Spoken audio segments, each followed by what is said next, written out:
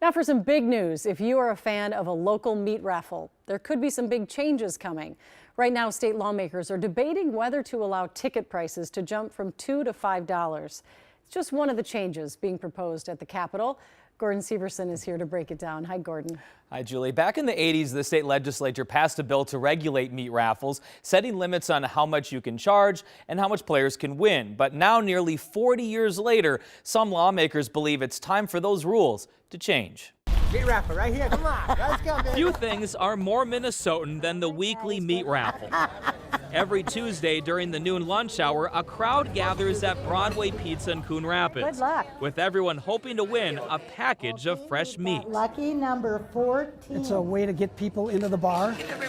But lately, Bob Adams with the Coon Rapids Map Bandit Wrestling Club says the meat packs are smaller than they used to be. Usually if you have a meat raffle, you want to have 2 steaks instead of 1, but sometimes 1 steak might cost $25. Adams says the money they make supports the local wrestling team Good luck. and other sports teams in town.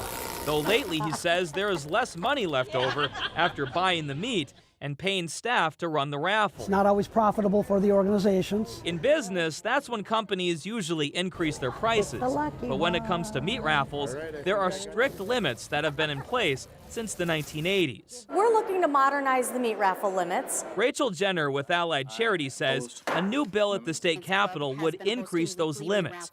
Right now, charities can charge up to $2 for a meat raffle ticket. The bill would increase that to $5. And for the meat itself, the bill would increase the prize limit from $70 per round to $200. This would be a way for them to be able to increase those limits and get prizes that are comparable to what we were doing 10 years ago. Jenner says charities can still charge $1 or $2 a ticket if they choose to, whatever they think will draw the biggest crowd. Not bad at all.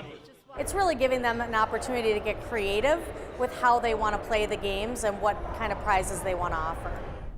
Now, this bill still has to go through a few more steps before it gets to the Senate floor. But the senator who authored the bill says that he is confident it will go through this session, and advocates for the bill are hoping that these new limits will go into effect as early as this fall.